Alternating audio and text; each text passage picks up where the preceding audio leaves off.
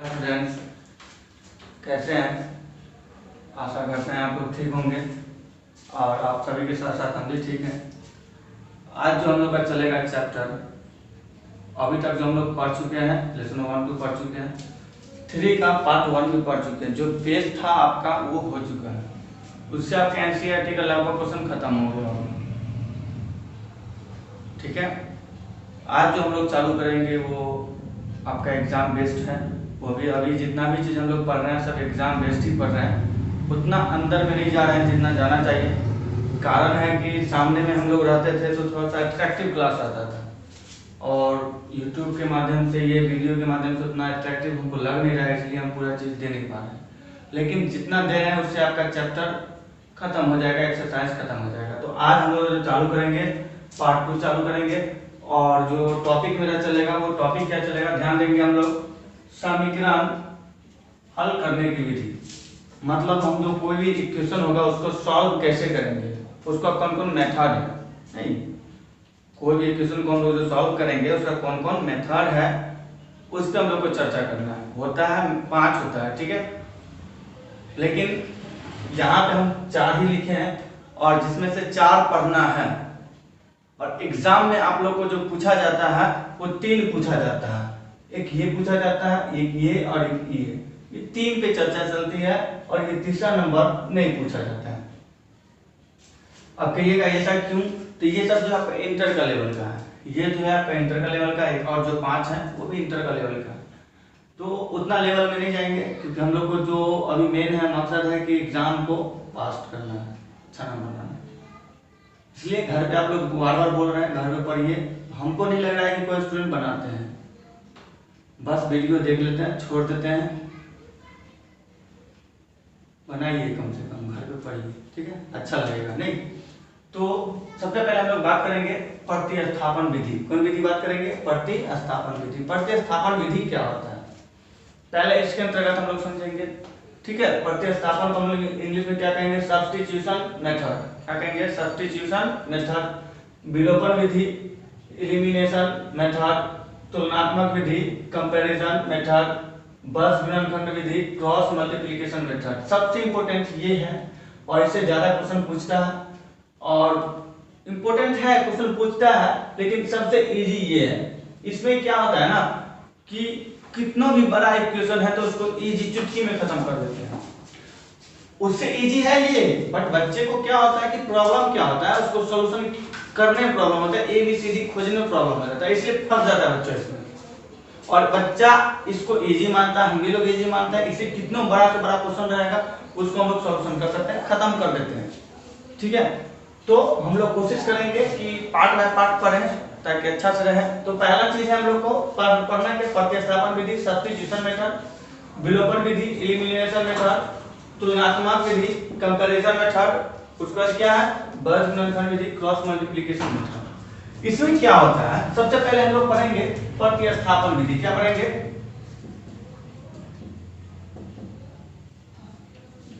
देखिए इसमें समझिए आप लोग, ठीक है, पहले समझने का कोशिश करते हैं हम लोग। इसमें क्या था, हम पहले ही बोले कि समीकरण अगर आएगा तो 2 होगा ना, 2 इक्वेशन होगा। मान लीजिए हम a1x plus b1y plus c equal to 0, इसको इक्वेशन 1 मान लेते हैं, और a2x plus b2y plus c2 equal to 0 समीकरण 2 मान लेते हैं, ठीक है। अब यहाँ पे ध्यान दीजिएगा, सभी आदमी सही से ध्यान दीजिएगा, क्या कह रहा है? क्या कह रहा है कि a1x b1y c equal to 0 और a2x b2y plus c2 equal to, मतलब 2 वाला समीकरण 2 और 1 वाला समीकरण 1, इक्वेशन 1, ठीक है। तो इसको सही से सबसे पहले हम लोग समझने की कोशिश करेंगे। प्रतिस्थापन विधि क्या होता है? प्रतिस्थापन विधि में 2 इक्वेशन रहेगा, सब विधि में जितना भी मेथड है सब में 2 इक्वेशन रहेगा ही किसी भी हाल में, ठीक है, 2 इक्वेशन रहेगा। अब 2 इक्वेशन जब रहेगा तो उसको हम लोग क्या करेंगे? पहला हम लोग पढ़ रहे हैं प्रतिस्थापन विधि। क्या पढ़ रहे हैं? प्रतिस्थापन विधि। इसको समझने की कोशिश करिएगा। इसमें क्या करिए, इस मेथड में हम लिखाने की कोशिश नहीं करेंगे, लिखने से कॉपी भरता है, समझने का कोशिश कुछ नहीं होगा। सबसे पहले ध्यान फिर से देंगे हम लोग। प्रतिस्थापन विधि में क्या बोले? कि इसमें दो समीकरण रहेगा। आप इक्वेशन 1 से दो वेरिएबल है, क्या है, x है और y है, चर कितना है, दो है, x है और y है। आप इसमें से कोई एक का वैल्यू निकाल लीजिए। क्या बोले, एक का वैल्यू निकाल लीजिए। तो निकालेंगे, अगर x का वैल्यू निकालेंगे तो सबको उधर धकेल देंगे, नहीं सबको उधर क्या करेंगे, धकेल देंगे। और वो x का वैल्यू इक्वेशन 2 में रख दीजिए, वो x का वैल्यू इक्वेशन 2 में रख दीजिए। नहीं समझे तो वैसे आप लोग समझने वाले कभी है नहीं, शुरू से ही एग्जांपल बिना एग्जांपल का आप लोग समझने वाले नहीं है। एक एग्जांपल लेकर हम ऐसे समझा देते हैं आप लोग को ताकि कंसेप्ट क्लियर हो। ध्यान दीजिएगा सही से। एक एग्जांपल ले लेते हैं हम लोग कि एग्जांपल 1 ले लेते हैं, ठीक है। एग्जांपल कह रहा है कि 2x + 3y = 11, ठीक है। और कह रहा है 2x - 4y = -24। देखिए इसमें आप कहिएगा सर स्टैंडर्ड फॉर्म जो था उस फॉर्म में लाना जरूरी है, मतलब मानक रूप में लाना जरूरी है। ऐसा कोई बात नहीं है। जब आप किसी वैल्यू निकाल रहे हैं, मतलब x और y का वैल्यू अगर निकालते हैं तो जरूरी नहीं है कि आप स्टैंडर्ड फॉर्म में मानक रूप में रखें। आप कुछ भी हो, आप उसको इक्वेशन 1 मान लेंगे, इक्वेशन 2 मान लेंगे, ठीक है। इसमें ध्यान दीजिएगा, एकदम इजी वे में बना देता हूं, शॉर्ट, कोई ज्यादा झंझट नहीं है बाबू। आराम से पढ़ना है, अच्छा से पढ़ना है। अभी क्या करना है हम लोग को, हम क्या बोले अभी, इक्वेशन 1 लीजिए। तो हम लिखेंगे यहाँ पे इक्वेशन 1 से, ठीक है। 1 लेंगे तो आप जो जो लेंगे तो लिखना पड़ेगा ना इक्वेशन 1 से। तो 1 का इक्वेशन क्या लिया है, 2x + 3y = 11, लिख दिए। 2x + 3y = 11, इक्वेशन 1 को उठा के ले आए। हम क्या बोले यहां से, या तो आपकी मर्जी, नहीं या तो x का वैल्यू निकालिए या तो y का वैल्यू निकालिए, लेकिन इजी पड़ता x का। हमेशा हर कंडीशन में आप x का ही वैल्यू निकालेंगे। तो x का अगर हम वैल्यू निकालते हैं तो 2x बराबर क्या हो जाएगा, 11 पहले से है, पहले से रहेगा ही। अभी प्लस उधर जाएगा तो माइनस, नहीं समझे। हम क्या बोले, पहले समीकरण 1 को लिख देंगे इक्वेशन 1 से। आप जो 1 है उसमें आप x का वैल्यू निकालेंगे, हमारा मर्जी y का निकालेंगे, आपका मर्जी, आप जो करना है करिए, जरूरत नहीं है। लेकिन अच्छा आपको प्रॉब्लम आगे ना हो आगे बढ़ने में, इसलिए हम बोल रहे हैं x का वैल्यू निकालेंगे। तो x का वैल्यू हम निकाल रहे हैं, तो ये बेचारा है उस साइड में चला जाएगा, प्लस उधर जाएगा तो माइनस, कोई दिक्कत तो नहीं है। आप देखिए हम बोले x का, भाई 2x का नहीं बोले, x का बोले हैं। तो ये x किसके साथ, किसमें, गुना में, किसके साथ गुना, क्या है, गुना में है। तो x बराबर क्या हो जाएगा, बोलिए x बराबर हो जाएगा 11 - 3y / 2, नहीं गुना में हो जाएगा तो भाग। नहीं समझे हम, चलिए हम भी नहीं समझे।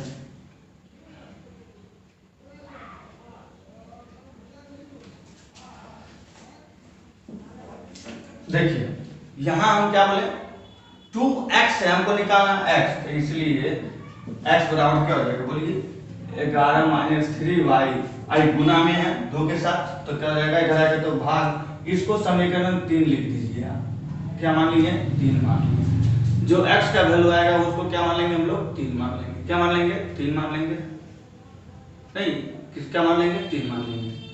तो जब 3 माने हैं तो आगे क्या करेंगे, हम बोले हैं कि इस समीकरण 1 से x का वैल्यू निकालिए और वो x का वैल्यू समीकरण 2 में रखिए। तो x का वैल्यू कहां रखेंगे, समीकरण 3 में 2 में रखेंगे। तो x का मान आप मान भी सकते नहीं भी मान सकते हैं, x का मान इक्वेशन 2 में रखने पर, तो 2 क्या है भाई, 2 क्या है, ध्यान दीजिए, पहले 2 को उठा के ले आइए। 2x माइनस क्या है, 4y = -24। ये आपका समीकरण 2 का इक्वेशन था, हम लिख के डाल दिए यहाँ पे, देख लीजिए। अब x का वैल्यू मालूम है आपको, नहीं तो 2 × x का वैल्यू मालूम है 11 - 3y / 2, x का वैल्यू जो मालूम था वो लिख दिए, देख लीजिए, ठीक है। -4y, y तो मालूम नहीं है, = -24। यहाँ तो कोई दिक्कत नहीं है, नहीं समझे हैं। हम क्या बोले कि 2 समीकरण रहेगा बाबू, 2 समीकरण में पहला समीकरण से आप x का वैल्यू निकालेंगे। देख लीजिए जस्ट पहला समीकरण, समीकरण 1 से, इक्वेशन 1 से हम x का वैल्यू निकाल चुके हैं। x का वैल्यू आपका आ गया, क्योंकि ये गुना में है तो इधर आएगा तो भाग में आएगा 2, ठीक है। अब जो x का वैल्यू है समीकरण 2 में डालना है, कहाँ डालना है, उठा के 2 में बाजार देना है। तो उठा लीजिए यहाँ से और इसको बाजार दीजिए 2 में, तो x है तो x गुना -4 जो जैसे है वैसे डाल दीजिए। अब ये गुना है तो ये तो कट जाएगा, गुना में कट रहा है, तो बचा क्या 11 - 3y - 4y = -24।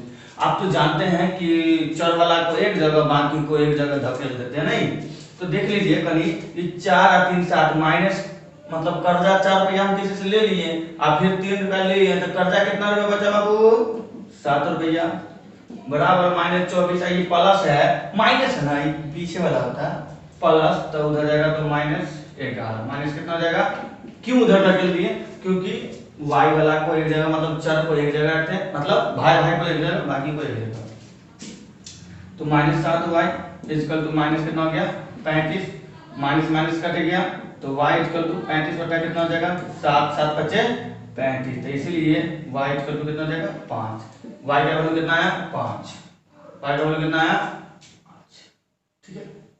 अब ये y का वैल्यू ये x का तो वैल्यू नहीं ना निकला हुआ है, तो y का वैल्यू किस में रखने पे समीकरण 3 में रखने पे, तो यहाँ पे हम लोग क्या करेंगे थोड़ा सा y का मान क्या लिखेंगे, y का मान इक्वेशन 3 में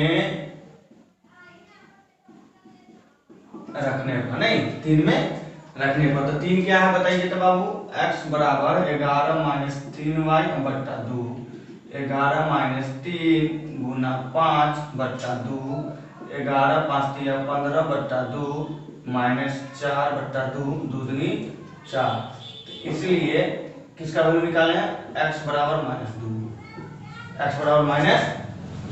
क्लियर? नहीं समझे होंगे, एक क्वेश्चन और आपके सामने बुलाते हैं बहुत जल्दी।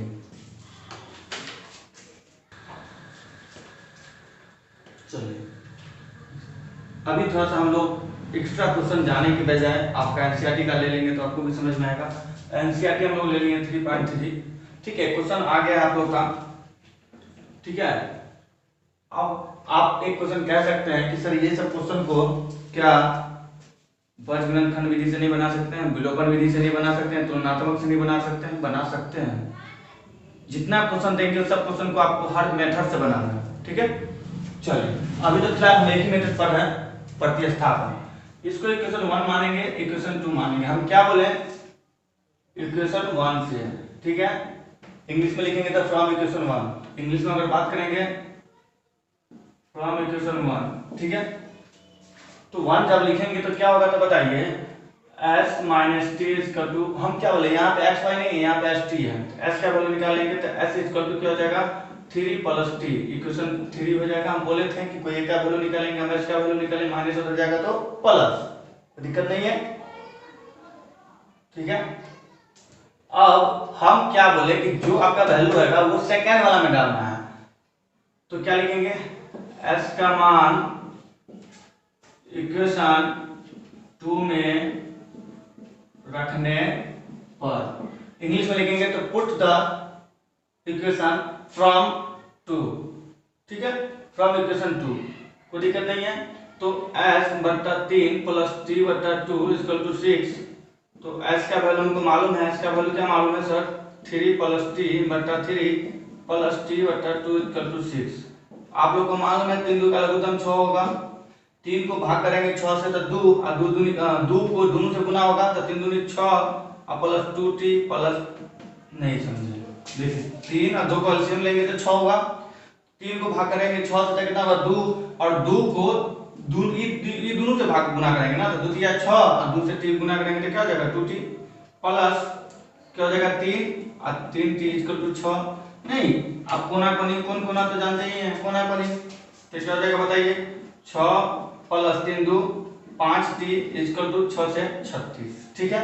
प्लस हो जाएगा तो माइनस, तो 5t = 36 - 6, क्यों उधर धकेले, क्योंकि हमको वेरिएबल का वैल्यू निकालना है, तो क्या हो जाएगा बोलिए 5t = कितना हो जाएगा 30, नहीं तो इसीलिए t = बोलिए 30 बटा 5 = 6, t का वैल्यू कितना आ गया 6 आ गया। अब t का वैल्यू कहाँ रखेंगे, t का मान इक्वेशन 3 में रखने पर, ठीक है। 3 में रखने पर। तो 3 क्या है बताइए, 3 है s equal to 3 plus t। तो बताइए 3 प्लस 6 इक्वल टू 9, नहीं होगा ना भाई। तो s का वैल्यू कितना आ गया, 9 आ गया। कितना आ गया, 9 और 6। तो इसी तरह हम लोग क्वेश्चन बनाएंगे। एक क्वेश्चन और हम बता देते हैं जो आपका एनसीईआरटी बुक लगभग हो जाना चाहिए। तो एनसीईआरटी का ये आपका फर्स्ट का क्वेश्चन नंबर 2 है, ठीक है। और अब हम बात करेंगे क्वेश्चन नंबर 2। देख लीजिए एक बार कैसे, ठीक है। फिर से बता देते हैं। s minus T equal to 3, equation 1 मान लिए। s by 3 plus T by 2 equal to 6, equation 2 मान लिए। हम बोले थे पहले समीकरण 1 को लाएंगे, 1 से 1 का वैल्यू निकाल लेंगे और वो वैल्यू समीकरण 2 में पुट करेंगे तो हम कितना वैल्यू आ गया और वो वैल्यू पुट करेंगे। 3। ये क्वेश्चन नंबर 2 था, ठीक है, 1 का। इसी तरह हम एक दो क्वेश्चन इसको सॉल्व कर देते हैं ताकि आप लोग को बन जाए। एक क्वेश्चन हम ले लेते हैं 1 का 4, ठीक है। 1 का 4 है 0 into 0.2x plus 0.3y equal to 1.3, ठीक है। और है 0.4x, इक्वेशन 1 इक्वेशन 2। ध्यान दीजिएगा, हम क्या बोले, समीकरण 1 लेना है हर कंडीशन में। इक्वेशन 1 से नहीं, हर कंडीशन में 1 से लेना है।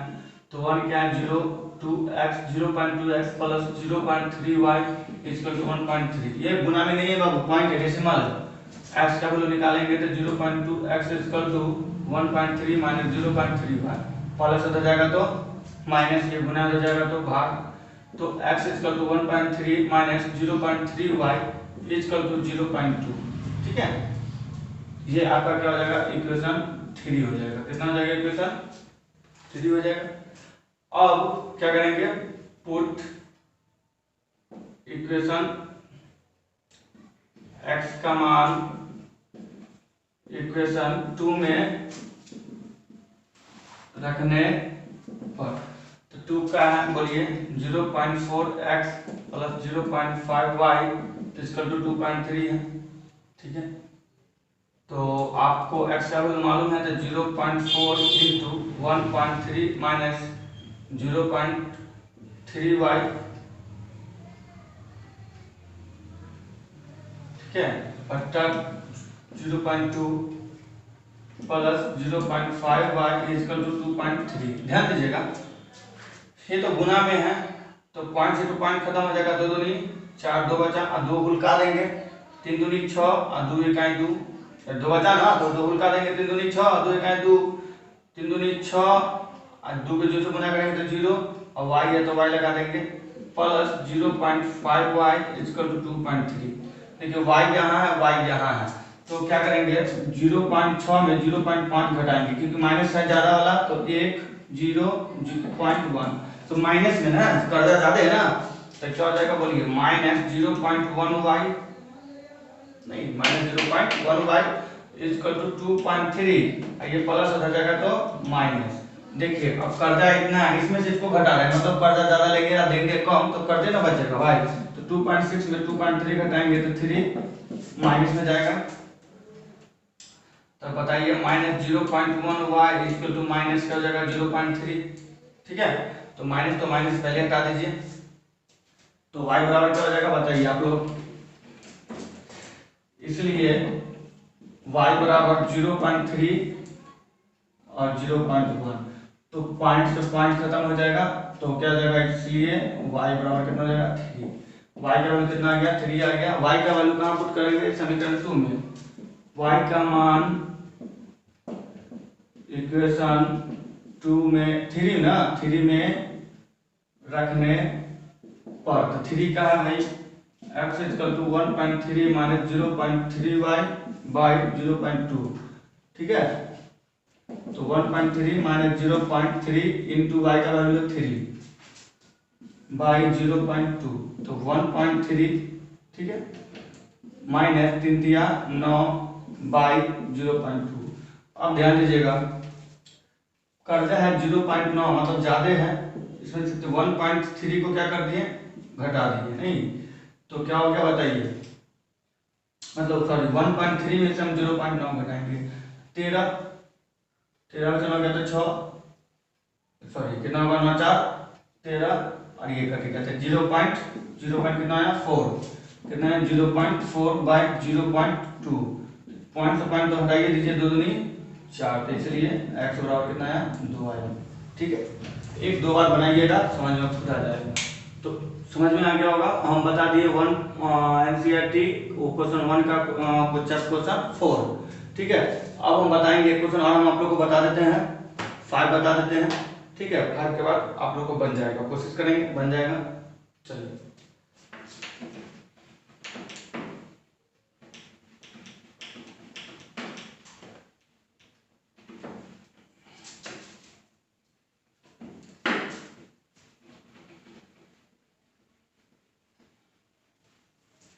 खुद से भी बनाने का कोशिश करिए आप लोग, तो समझ में आएगा, बेहतर समझ में आएगा। 1 का हम 5 आ रहे हैं, अब √2 × x plus √3y equal to 0, √3x minus √8y equal to 0। देखिए इसको समझने से पहले अच्छा से आप लोग समझिएगा क्या कि तो रूट है, झंझट नहीं है, इसको 1 मानिए, इसको 2 मानिए। हम क्या बोले इक्वेशन 1 से है तो √2x plus √3y equal to 0। नहीं तो बताइए √2x इक्वल टू हो जाएगा आपका, क्या हो जाएगा बताइए, -√3y हो जाएगा। नहीं तो ये गुना हो जाएगा तो भाग, तो x बराबर कितना हो जाएगा -√3y बाई √2। इसको समीकरण कितना मानेंगे 3। x का मान 2 में रखने पर, तो 2 में रखेंगे तो क्या होगा बताइए, क्या होगा बताइए, √3x minus √8y equal to 0। तो √3 into minus √3y by √2 minus √8y equal to 0। देखिए ये तो कटेगा नहीं, तो उल्टा देंगे तो 3 × 9, और 9 का वैल्यू क्या हो जाएगा 3, तो डायरेक्ट लिख सकते हैं -3y बटा √2 माइनस √8y बाई 1। अब आप यहाँ पे एलसीएम लेंगे, बताइए √2 का एलसीएम √2 होगा तो ये हो जाएगा -3y ही होगा, और ये √2 8 दूनी 16, तो √16y इक्वल टू 0। तो ये उधर जाएगा तो गुना में तो जाएगा तो क्या हो जाएगा 0 हो जाएगा, तो -3y और 16 का वैल्यू हो जाएगा 4y इक्वल टू 0।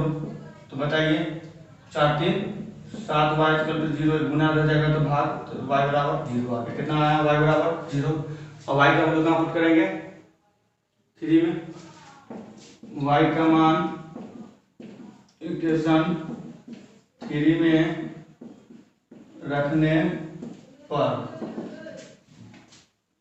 x बराबर -√3x बाई √2। बताइए y का वैल्यू कितना है, सॉरी y होगा नहीं यहाँ पे, तो y का है 0, तो √3 × 0/2, तो इसको तो इसलिए x का वैल्यू कितना जाएगा 0 आ जाएगा। ठीक है, उम्मीद करते हैं कि आप लोगों को समझ में आया होगा। नेक्स्ट क्वेश्चन के लिए और चलते हैं हम लोग, बहुत इंपॉर्टेंट क्वेश्चन आपके साथ क्वेश्चन है, देख लीजिए, बहुत अच्छा क्वेश्चन है। क्या कह रहा है कि 3 इतना को हल करें, तो पहले तो आप हल कीजिए, नहीं तो पहले 2x + 3y = 11 समीकरण 1, नहीं 2x - 4y = -24 समीकरण 2। हल कीजिए आप इसको, तो हल करेंगे तो इक्वेशन किससे 1 से, तो 1 का इक्वेशन क्या है 2x + 3y = 11, ध्यान दीजिएगा सही से। ठीक है, तो क्या हो जाएगा बोलिए 2x = 11 - 3y, और x बराबर हो जाएगा 11 - 3y/2, कोई दिक्कत नहीं है। समीकरण 3 शायद ये हम निकाल चुके हैं, पहला क्वेश्चन हम यही बताए हैं, और इसमें आपका वैल्यू आ चुका है, x का वैल्यू y का वैल्यू आपका आया है, देख लेते हैं हम लोग। ठीक है, क्योंकि हम निकाल चुके हैं इसलिए हम ज़्यादा निकालेंगे नहीं, आप लोग घर पे एक बार देखिए, रिकॉल करिए। ठीक है, x का वैल्यू आया -2, हम बना चुके हैं इक्वेशन 1 में, बना एग्जाम्पल पहला वही लिए हैं, x = -2 आया है, और y = आया है, ध्यान दीजिएगा y = आया है आपका 5, ये आ चुका है, ये सॉल्व आप कर लेंगे, वैसे भी पहला क्वेश्चन वही हम बता चुके हैं। आगे क्या करा कि इससे m का वह मान ज्ञात करें जिसके लिए y बराबर इतना है, तो इसलिए y बराबर mx+3 करा। y का मान दिया हुआ, x का मान दिया हुआ, तो m का मान ज्ञात करिए। तो y का मान है 5, m का मान मालूम नहीं है, x का मान -2 + 3 नहीं, तो प्लस इधर आएगा तो माइनस, तो 5 - 3 = -2m। ठीक है, तो ये हो जाएगा 2 = -2m, 2 कट गया, तो इसलिए m -1 कौन बचा ना भाई, माइनस। ठीक है, बहुत इजी क्वेश्चन है। अब आगे आपका एनसीईआरटी का लैंग्वेज प्रॉब्लम है, तो लैंग्वेज प्रॉब्लम है तब आप उसमें आप लोग कुछ नहीं करिए, हम सिर्फ सॉल्यूशन का इक्वेशन ला देंगे, उसके बाद आप लोग सॉल्यूशन कर लेंगे, उम्मीद है सॉल्यूशन कर लेंगे। क्वेश्चन आप लोग सही से देखिएगा, आपके पास में बुक होगा, ठीक है। 3 का क्वेश्चन नंबर 1 देखिएगा, क्या कह रहा है, क्योंकि लिखना थोड़ा ज्यादा हो जाता है इसलिए आदत है नहीं उतना लिखने का, इसलिए हम समझ के कोशिश कीजिए, समझा देते हैं हम। दो संख्याओं का अंतर 26 है, कह रहा है दो संख्या है जिसका अंतर 26 है, तो क्या संख्या मालूम है, नहीं मालूम है, तो पहले तो आप संख्या मानिए, तो माना कि पहली संख्या क्या हो जाएगा, x हो जाएगा, और दूसरी संख्या क्या हो जाएगा, y हो जाएगा। हमेशा जब संख्या नहीं मालूम तो अच्छा मानेंगे, तो दोनों संख्या का अंतर है, तो अकॉर्डिंग टू क्वेश्चन क्या करा, अंतर, दोनों का अंतर कितना है, 26 है। आगे कह रहा है कि और एक संख्या मतलब पहला संख्या दूसरी संख्या का 3 गुना, मतलब पहला जो संख्या होगा और दूसरी का कितना गुना होगा, 3 गुना, तो x बराबर कितना हो जाएगा, 3y।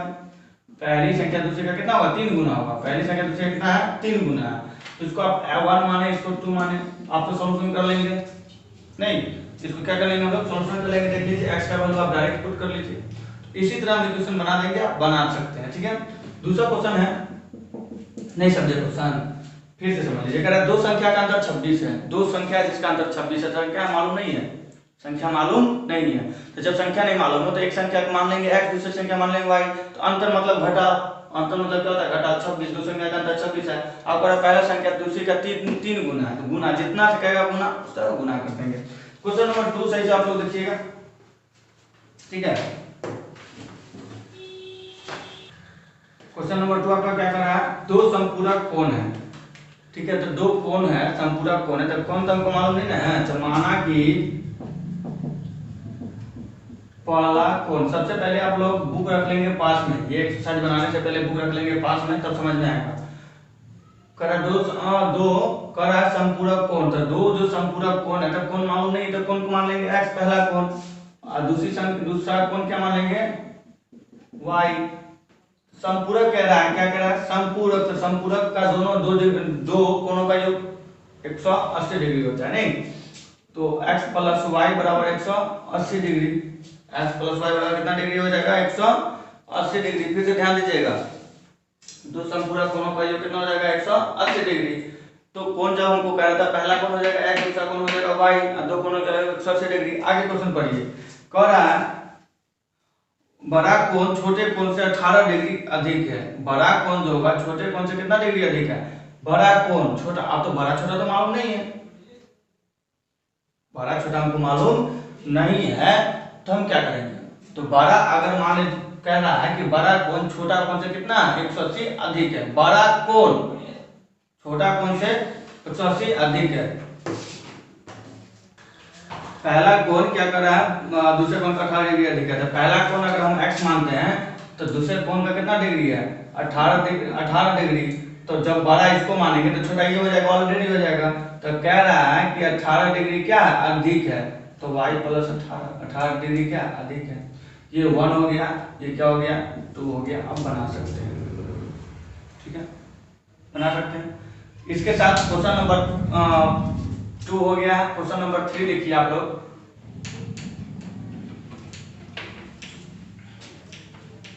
क्वेश्चन नंबर 3 देखिए, क्वेश्चन नंबर 3 कह रहा है एक क्रिकेट टीम के कोच ने 7 बल्ले तथा 6 गेंद 3800 रुपए में खरीदा, लेकिन कितना बल्ला कितना में खरीदा, 7 बल्ला कितना में खरीदा मालूम नहीं है, तो क्या बोलेंगे हम लोग, माना कि बल्ले का मूल्य x रुपया, ठीक है, और गेंद का मूल्य कितना रुपया, y रुपया। नहीं तो अब आपको कह रहा है कि क्या को बल्ला खरीदा, 7 गो बल्ला खरीदा, कितना में खरीदा मालूम नहीं है, और 6 गो गेंद खरीदा। गेंद बल्ला को हम लोग मान लिए x, गेंद को मान लिए y, दोनों खरीदा 3800 रुपया में। कितना में खरीदा, 3800 में खरीदा। फिर कह रहा है कि बाद में उसने 3 बल्ला, बल्ला को हम x के साथ और गेंद को 5 गेंद, तो गेंद को किसके y के साथ 1750 रुपए में खरीदा। समीकरण हम लोग सॉल्व कर लिए हैं, लिख दिए हैं। उम्मीद करते हैं कि आप लोग बना लेंगे, ठीक है, उम्मीद करते हैं आप लोग क्या करेंगे, बना लेंगे।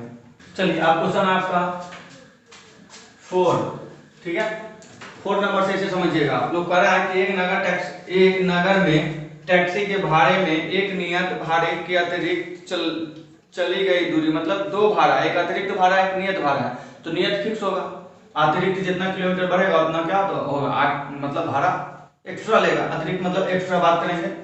कह रहा है दूरी किया गया 10 किलोमीटर के लिए भाड़ा 105 रुपया, 10 किलोमीटर के लिए कितना लिया गया 105 रुपया, और 15 किलोमीटर के लिए 155 रुपया भाड़ा लिया गया। नियत भाड़ा तथा प्रति किलोमीटर भाड़ा क्या होगा, कह रहा है आपको कि नियत भाड़ा और प्रति किलोमीटर भाड़ा क्या होगा। तो सही से समझ लीजिएगा, यहाँ पे 2 भाड़ा मानना पड़ेगा, एगो तो नियत भाड़ा मानना पड़ेगा, एगो क्या होगा प्रति किलोमीटर एक्स्ट्रा अतिरिक्त प्रति किलोमीटर भाड़ा। माना कि नियत भाड़ा x रुपया और अतिरिक्त भाड़ा कितना रुपया, y रुपया। क्वेश्चन सही से समझिएगा आप लोग। कह रहा है एक नगर में टैक्सी के भाड़े में एक नियत भाड़े के अतिरिक्त चलाई गई दूरी पर भाड़ा सम्मिलित है, मतलब एक नियत भाड़ा है। मान लीजिए कि 2 किलोमीटर जाएगा तो उसका भाड़ा नियत है, और लेकिन कह रहा है कि 2 किलोमीटर का भाड़ा, मान लीजिए क्वेश्चन कहेगा कि 2 किलोमीटर का भाड़ा 10 रुपया, लेकिन 5 किलोमीटर चलेगा कितना भाड़ा लगेगा, तो 2 किलोमीटर का भाड़ा कितना 10 रुपया है, तो एक्स्ट्रा कितना चला, 3 किलोमीटर एक्स्ट्रा चला, तो उसका भाड़ा ना जुटेगा, इसका भाड़ा ना जुटेगा। तो वही क्वेश्चन है, समझना सही से। कह रहा सम्मिलित किया गया 10 किलोमीटर के लिए भाड़ा 105 रुपया। यहाँ पे कहीं पे ये नहीं बोला गया है कि नियत भाड़ा दिया गया है, आपको सिर्फ बोला 10 किलोमीटर भाड़ा चला, तो 10 किलोमीटर जो चला वो अतिरिक्त चला होगा, नियत में तो नहीं चला है। तो अकॉर्डिंग टू क्वेश्चन नियत नहीं चला, तो नियत क्या हो जाएगा x और 10y, और कह रहा है उसके लिए कि भाड़ा 105 रुपया, 105 रुपया समीकरण नंबर। फिर क्वेश्चन कह रहा है कि 15 किलोमीटर के लिए भाड़ा 155 रुपया, 15 किलोमीटर के लिए भाड़ा 155 रुपया, क्या अतिरिक्त नियत भाड़ा तो नहीं ना बोल रहा है। फिर तो क्या हो जाएगा, फिर x प्लस कितना कह रहा है 15 किलोमीटर, 15y इक्वल टू कितना 155 रुपया। तो आप क्या करें, दोनों को सॉल्व कर ले, ठीक है। कह रहा नियत भाड़ा था प्रति किलोमीटर भाड़ा क्या होगा, तो नियत भाड़ा यहाँ से निकल जाएगा, प्रति किलोमीटर भाड़ा निकल जाएगा, नियत भाड़ा निकल जाएगा, प्रति किलोमीटर भाड़ा निकल जाएगा। कह रहा एक व्यक्ति को 25 किलोमीटर यात्रा तय करना है, तो पहले तो आप देख लेंगे नियत भाड़ा और प्रति किलोमीटर दोनों जितना आएगा उससे 25 है, ठीक है, समझ में आ गया होगा। क्वेश्चन क्या कह रहा है, नहीं समझे, फिर से समझ लीजिए। कह रहा है कि यहाँ से हमको टावर जाना है, ठीक है, जिसके लिए नियत भाड़ा फिक्स है, लेकिन कितना है वो मालूम नहीं है, लेकिन टावर से आगे जब हम जाएंगे तो उसका भाड़ा जुटना चालू होगा। तो क्या है कि टावर से आगे हम 10 किलोमीटर गए, यहाँ से टावर जाएंगे तो उसका भाड़ा नहीं है, यहाँ से टावर जाएंगे तो उसका भाड़ा नहीं लगेगा, लेकिन टावर से आगे जितना दूरी चलेंगे उसका भाड़ा लगेगा। तो यहाँ से टावर दूरी को मान लीजिए x, मतलब नियत भाड़ा मान लीजिए x, और टावर के बाद जो चलेगा वो y होगा। तो कह रहा है कि टावर के बाद हम 10 किलोमीटर चले, तो टावर के बाद 10 किलोमीटर चले तो कितना 10 हो गया, और उसका भाड़ा लगा 105 रुपया, ठीक है। फिर कह रहा है कि टावर के बाद हम 15 किलोमीटर चले, उसका भाड़ा 155 रुपया देना पड़ा, तो 25 आदमी जो जाएगा तो उसका भाड़ा कितना पड़ेगा, तो x और y जो मतलब नियत भाड़ा अतिरिक्त भाड़ा निकाल लीजिए, उसको गुना कर दीजिए, 25 से गुना कर दीजिए, वो आपको वैल्यू आ जाएगा, ठीक है। उसके बाद 5वां क्वेश्चन है, बहुत इंपॉर्टेंट क्वेश्चन है, ये सब इंपॉर्टेंट ही है, हमेशा याद कर लीजिए, आपका जितना असाइनमेंट मिलेगा सब ये सब क्वेश्चन मिलेगा। क्वेश्चन नंबर 5, क्वेश्चन नंबर 5 कह रहा है, देखिए एक चीज इसका कंसेप्ट पहले समझ लीजिए। जब भी आपको भिन्न कहेगा ना, तो भिन्न क्या होता है पहले इसका कंसेप्ट समझ लीजिए। भिन्न क्या होता है, अंश बट्टा, भिन्न क्या होता है अंश बट्टा। आपको कहेगा कि हर में 2 जोड़ दीजिए, तो 2 जोड़ देंगे। आपको कहेगा अंश में 1 घटा दिए तो घटा दिए, जितना जोड़ने जितना घटाने के लिए कहेगा, जिसमें कहेगा उसी में काम करेंगे, ठीक है। तो भिन्न वाला तो आप लोग समझ गए कि अंश बट्टा क्या होता है, हर होता है। क्वेश्चन समझिए सही से, क्वेश्चन पढ़िए। क्वेश्चन कह रहा है यदि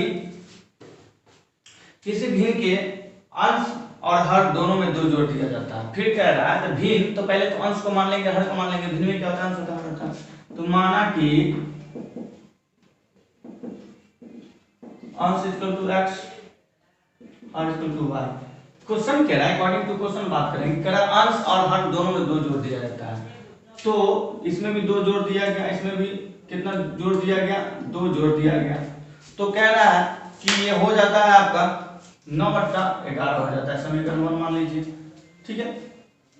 तो आप लोगों को तो समझ में आ गया होगा, नहीं कोना कोनी गुना करके निकाल लेंगे, बता दे कोना कोनी गुना कर लेंगे, आप लोग पढ़े लिखे हैं, मूर्ख नहीं है।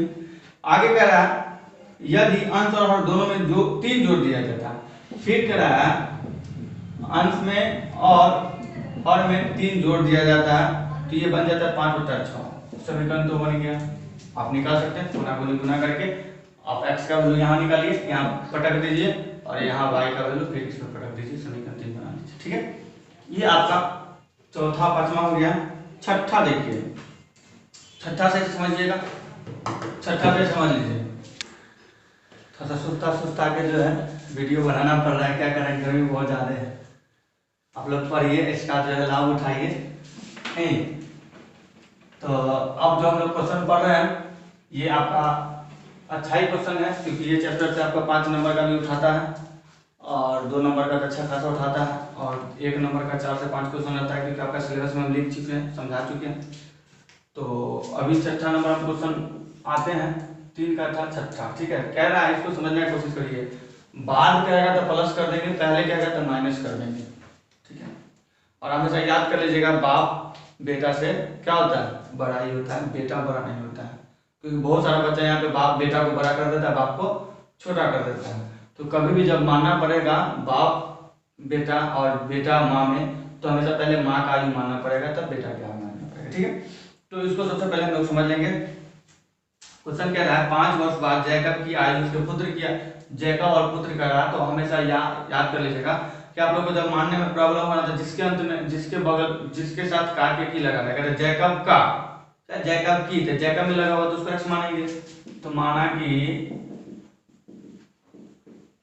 जैकब की आयु x वर्ष, क्या मानेंगे, x वर्ष।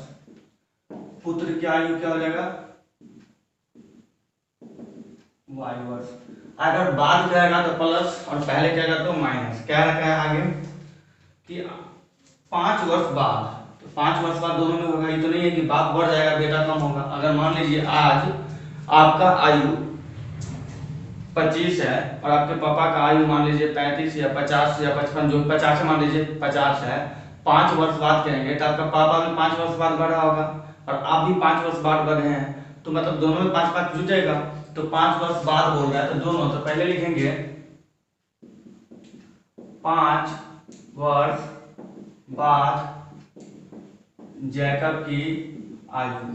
तो 5 वर्ष बाद, तो x प्लस हम बोले थे कि उसमें जोड़ देना है, हमेशा बाद में जोड़ देना है। फिर क्या आएगा, 5 वर्ष बाद किसकी आयु आएगा, पुत्र की आयु, नहीं पुत्र की आयु। तो पुत्र की आयु क्या हो जाएगा, y प्लस 5 वर्ष। नहीं, इसमें कह रहा है कि ध्यान दीजिएगा सही से, देखिए कह रहा है कि जैकब की आयु उसके पुत्र की आयु की 3 गुनी थी। जैकब की जो आयु है, जैकब का आयु कितना है, जैकब की आयु अकॉर्डिंग टू क्वेश्चन डालेंगे, जैकब की आयु x प्लस 5, उसका पुत्र का 3 गुना था। कितना गुना था, 3 गुना। तो क्या हो जाएगा, x plus 5 equal to 3y और प्लस 15, नहीं प्लस रहेगा तो minus, x minus 3y equal to 15 minus 5, x minus 3y equal to कितना हो गया, 10, समीकरण 9।